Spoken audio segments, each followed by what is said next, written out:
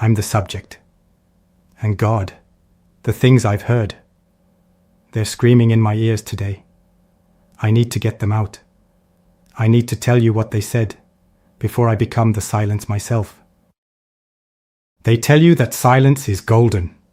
They're wrong. Silence in a hospice ward is heavy. It's a physical weight, like wet wool blankets piled on your chest. I've spent 32 years, 4 months, and 11 days sitting in that silence. I was the professional listener. That was my job.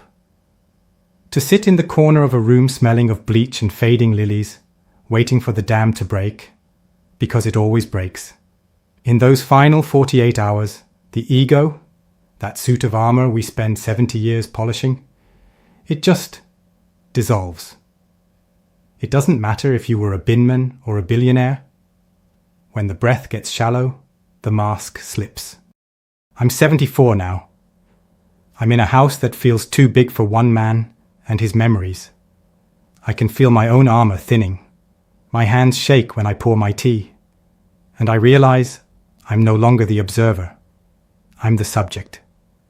And God, the things I've heard, they're screaming in my ears today. I need to get them out. I need to tell you what they said before I become the silence myself.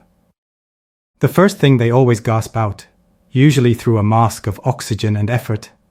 I wish I'd had the courage to live a life true to myself, not the life others expected of me. We spend our youth trying to be correct. We choose the stable degree. We marry the sensible person. We buy the appropriate house. We act like we're auditioning for a role written by a director who died before we were even born. I remember a man named Julian, a high court judge. To the world, he was a pillar of granite. But on his last night, the granite crumbled. He didn't talk about his landmark cases or the respect he commanded. He grabbed my arm. His grip was like a bird's talon. And he whispered about a bakery in a seaside town. He was 21 once. He had flour on his apron and a girl named Claire who smelled like yeast and lavender. But his father, a man whose ghost Julian was still trying to please at 80, had told him, "A son of mine does not bake bread. He upholds the law." Julian spent 60 years wearing a robe that felt like a shroud. He died with a distinguished obituary, but his soul was still standing in a sun-drenched kitchen in 1972, kneading dough that would never rise. He looked at me and said, "I lived this life for 80 years just to make a dead man proud." Think about the dead men you are trying to please. They won't be in the room when your lights go out. Only you will be there. I can see it now. Regret isn't a thought. It's a physical thing. It lives in the chest. It's a constriction of the vessels. I spent years watching nurses administer morphine to dull the pain of the body, but there is no drug on this earth that can dull the pain of a heart that realized it never truly opened. People think death is a sudden drop. It's not.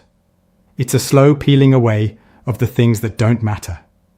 And when you peel away the job, the car, and the status, you're left with a very small, very frightened child asking, "Did I ever actually show up as myself?" Then there's the loneliness. I wish I'd stayed in touch. We treat friendships like they're renewable resources. We think, "I'll call him next week," or "We'll grab a drink when things settle down." But things never settle down. Life is a treadmill that only speeds up until you fall off the back. I've watched men, strong, stoic men, sob like children because they didn't know how to find a best friend from 40 years ago just to say, "I remember that summer." They realized too late that their busyness was just a slow-motion way of committing social suicide. Success is a hollow mountain if there's no one at the base who remembers who you were before you had the gear. I saw a woman, Eleanor, pass away holding a phone that never rang. Her thumb was hovering over a contact she hadn't called since the 90s because of some petty disagreement about a wedding invitation. She died waiting for a sorry that she was too proud to say herself. Pride is a very cold bedfellow in a hospice ward. But this is the one that burns. This is the one that makes the professional listener want to scream at the walls. I wish I had the courage to express my feelings. We are taught that vulnerability is a weakness. We swallow our anger to keep the peace, and we swallow our love because we're terrified of the silence that follows. But those feelings don't disappear. They don't just go away. They stay inside you. They turn into stones. I think of my brother, Thomas. We grew up in the same house, shared the same dreams. Then, a dispute over a strip of land, a patch of dirt, turned us into strangers. 15 years of silence. I told myself I was the bigger man for not engaging. But standing by his casket after he died, I realized I wasn't big. I was a coward. I was so afraid of the weakness of saying I miss you or I'm sorry that I let a 15-year-old grudge become his final memory of me. I've seen this 1,000 times. A son standing by a dying father, both of them wanting to say, I love you, but the words are too heavy for their rusted vocal cords. They just stare at the heart monitor, watching the line go flat, carrying the weight of the unsaid into the rest of their lives. We are a world of people dying to be known, yet terrified to be seen. I remember Sarah, a nurse who had been in palliative care for 20 years. She sat me down once and said, "Do you know what the most common sound in this building is?" I said, "The machines?" She shook her head. "It's the sound of people trying to say, 'Forgive me,' through a throat that's already closing. It's the sound of the 'I should have.' It's a haunting, rattling sound. It's the sound of an unexpressed life." She told me about a patient who spent his last 4 days trying to write a letter to a daughter he hadn't spoken to in a decade. He died on the 3rd sentence. The paper was blank, except for the words, "My dearest Lily, I was wrong." That was it. 10 years of silence, summarized in 6 words on a blood-stained sheet. I wish that I had let myself be happier. This sounds simple, doesn't it? But it's the most complex tragedy of all. People realize on their deathbeds that happiness wasn't something that was going to happen to them once they reached a certain milestone. It was a choice they forgot to make. We get comfortable in our misery. We wear our stress like a badge of honor. We think, once I get through this month, I'll relax. But the months become years, and the years become a life. I remember Elena. She was 82, riddled with cancer, and she spent her last lucid hour laughing at a memory of her falling into a fountain in 1955. She told me, "You know, I spent 50 years waiting for the right time to be happy. I waited for the kids to graduate, for the mortgage to be paid, for the retirement. I was so busy preparing for life that I forgot to actually live it."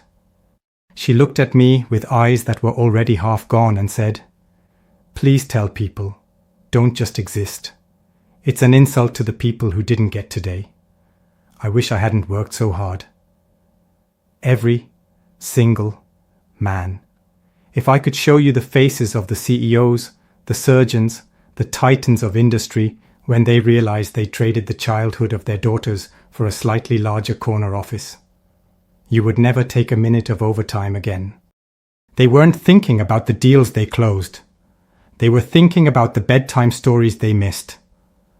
The smell of their toddler's hair that they never truly noticed because they were checking their emails. They realized that work is a rubber ball. If you drop it, it bounces back.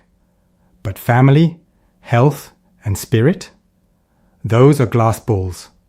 If you drop those, they shatter, and you can't glue them back together with a pension. I've seen men try to buy their way out of death with the money they earned by ignoring their lives. It doesn't work. The ferryman doesn't take American Express. I wish I hadn't cared so much about what people thought. We live in a theater. We think everyone is watching our performance, judging our mistakes, whispering about our failures. But here's the secret I learned from the dying. The audience isn't watching you. They're too busy worrying about their own lines. They're too busy adjusting their own masks. I saw a man who spent his life hiding his passion for jazz because he thought his serious accounting friends would laugh. On his deathbed, he was surrounded by those friends. Do you know what they talked about? Their own failed dreams, their own mortgages. They didn't give a damn about his reputation. He had denied himself a lifetime of music for the sake of people who were just as scared as he was. And the final one. The one that prompted me to pick up this tape today. I wish I had told my story. We think we're being humble by keeping our mouths shut. We think our lives are ordinary. But when a person dies, a library burns. Every struggle you overcame, every secret kindness you did, every mistake that broke you, that's the inheritance your children actually need. They don't need your money. They need your truth. They need to know that you were human, that you were scared, and that you loved them even when you didn't know how to say it. I spent my life listening to other people's stories. I realized too late that I never told my own. I never told my daughter how much I admired her strength. I never told my wife that the way she breathed in her sleep was the only thing that kept me grounded. I kept it all inside because I thought it was safer. I'm sitting here at 74. The professional listener is finally talking. If you are listening to this, your heart is still beating. You still have air in your lungs. You aren't a ghost yet.